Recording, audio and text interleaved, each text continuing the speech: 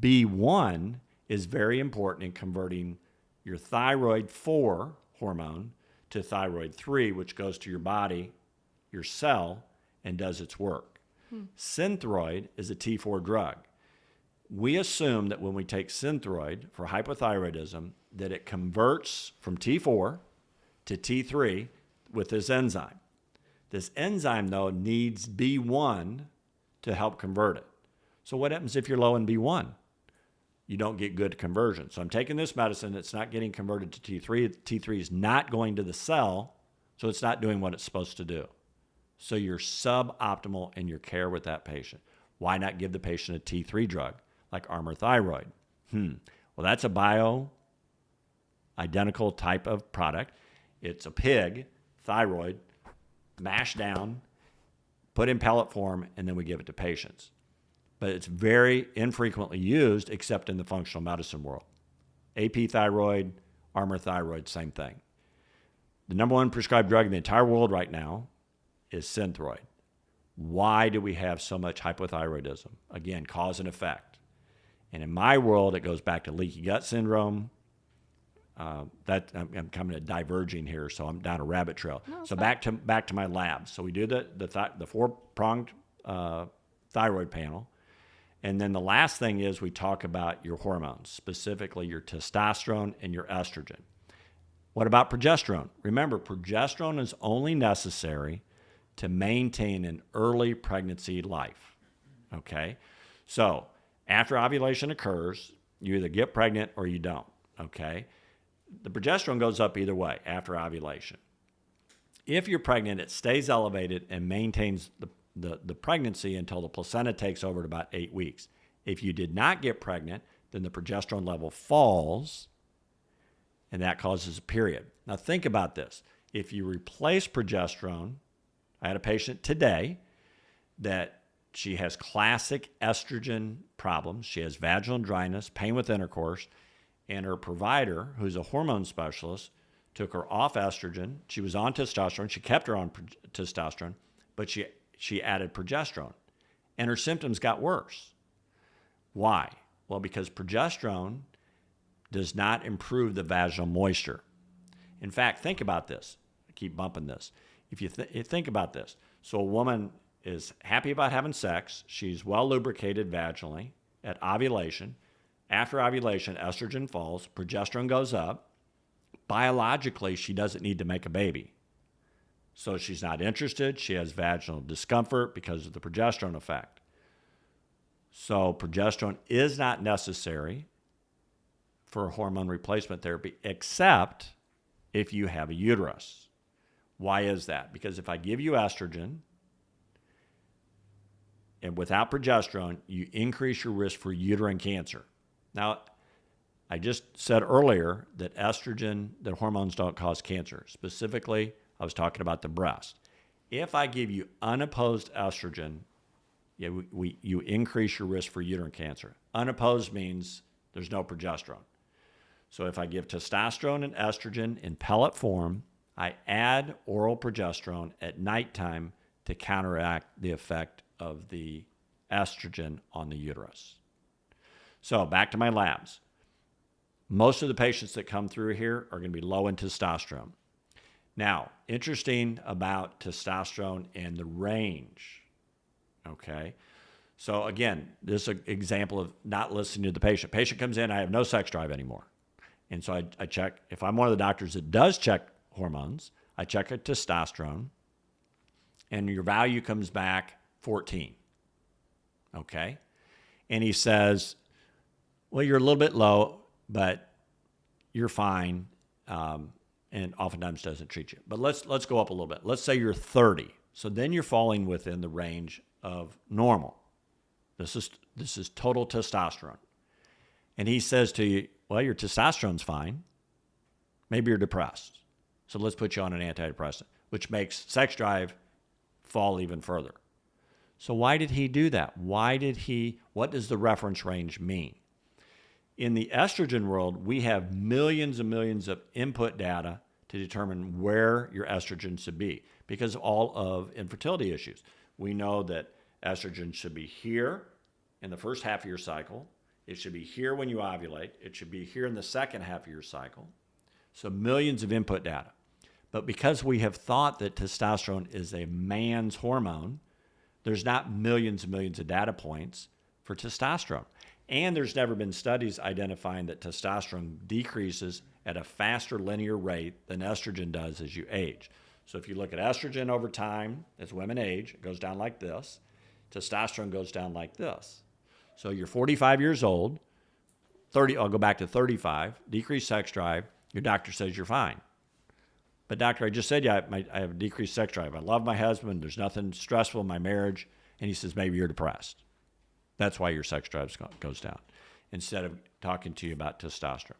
So what does the BioT company and world recommend for testosterone? We recommend a total testosterone level between 150 and 250.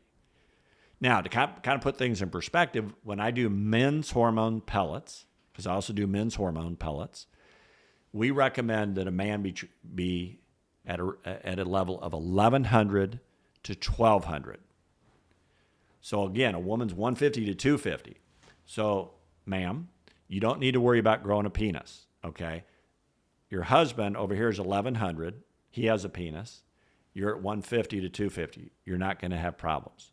And a woman says, okay, let's move forward. What about some other just more mild symptoms? Women grow a mustache, or I've heard their clitoris gets too big, or they do feel like their voice has deepened. Is that just because their dosing isn't right? Yes, and maybe. Okay, so let me answer it this way. So BioT, I love this company because they develop an algorithm for you specifically as a patient, okay? And so, again, assuming you're coming in and you have decreased sex drive as your symptoms, you're 35 years old, and so we obtain labs on you, and it identifies that you have a low testosterone, but you have a normal estrogen. So I bring you into the office and I say, this is where you're at. You potentially can elevate your testosterone by increasing your muscle mass. So if you go to the gym and work on heavy weights, potentially your testosterone can go up and a lot of your symptoms will go away. So that would be a natural approach. Okay. Is diet part of that too? Well, yes, because if you look at diet, anything that potentially is inflammatory, and this is what's so interesting about testosterone. So if you have inflammation in your body, testosterone is a natural anti-inflammatory. So the question is, can you elevate your testosterone through diet? Some people say you can based on food that you eat, meats, etc. I don't necessarily agree with that. I don't think that you can increase testosterone through diet. But if you ask why do some women have lower testosterone than others, remember that all hormones are cholesterol based. People are shocked with this. So statins, the number 2 drug in the world, Lipitor, it was the number 1 drug forever and ever, but we give statins because of elevated cholesterol. Now, the interesting thing about that is the cholesterol, or the brain, is made up of 60% cholesterol. So I'm the doctor. I say to you, your cholesterol is elevated. I'm going to put you on a statin to lower your cholesterol. So I'm also lowering your cholesterol here to decrease the cholesterol in your heart. Now, why? So a functional medicine approach says, well, why do you have problems in your heart? The answer is because you have inflammation. So cholesterol is necessary to help the inflammation. So it goes to the heart to decrease the inflammation. Well, the inflammation's still coming on. We haven't identified the cause, right? Mm-hmm. And so that means more cholesterol comes to help decrease the inflammation. Now you have a plaque. And the cardiologist says, oh, you have a plaque. We need to give you Lipitor to lower your cholesterol so that you don't make a bigger plaque. So it's looking at this backwards. Mm-hmm. So back to your question about diet. So can you take things that increase your testosterone? The answer would be yes, a higher fat diet. Okay. Does it increase the overall total testosterone? Maybe. There's not really, to my knowledge, there's not really been studies that have looked at a high-fat diet increasing your testosterone level. It makes sense because if I have a high cholesterol diet, and we know that the building block for testosterone is cholesterol, potentially that could increase the cholesterol, therefore your testosterone. So then back to, so this woman comes in, she's 35. You finally draw her total testosterone and tell her, okay, this is what we're looking at. So what's the next step from there? So I would say to her, okay, you're 35 and you have low testosterone.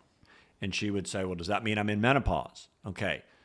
No, it simply means you have a low testosterone, a low hormone level. And again, lifestyle, diet, and activity. Why do you have a low testosterone? And we would try to identify what in her body is low that she's not doing. So I'm going to look at you. You're a petite woman. You have a petite frame. If you increased your muscle mass by 20 or 30 or 40%, would you, as a 32-year-old woman, have an increased testosterone level? Maybe, maybe not. It makes sense from the biology standpoint, but I don't know. So I could set back to your question on this specific patient. Probably she's not going to change her life where she becomes Arnold Schwarzenegger, over the next year. She's just not going to do that. She may go to the gym and try to increase her muscle mass. But a logical approach, and I don't call it a fix-it because this is part of looking at the entire woman, it would make sense to say to the woman, you probably will feel better. You'll probably have more energy. You'll probably have improved sexual desire. You'll probably have less brain fog. Let's put you on testosterone. Now, I really only recommend two testosterone treatment options: bioidentical oral or bioidentical pellet. But I'm going to encourage her to do bioidentical troches. That's kind of a fancy way to take, and you put these little devices under your tongue, and they're absorbed into your bloodstream versus swallowing it. And so theoretically, the absorption's better with a troche.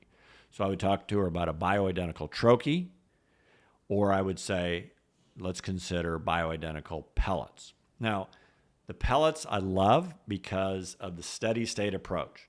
When we insert these, so back to BioT, so if you agree, okay, I'm going to do pellets. So then I take your data, your age, your weight, your lab values, and I input them into the BioT algorithm, and it spits out a dose. And it says, Mackenzie needs X amount of testosterone. And I'll just give a number, 87.5 milligrams, okay? So that dose then becomes the dose for you.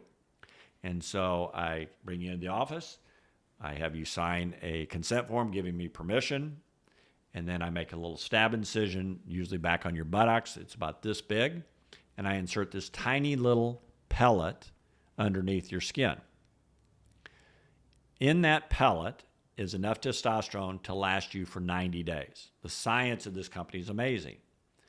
And so it's sitting right by a blood vessel. Every time your heart beats, and your heart beats about 80 times a minute, it picks up a little bit of hormone, a little bit of hormone, a little bit of hormone. So every day you have theoretically the same serum level that you had yesterday and you'll have tomorrow.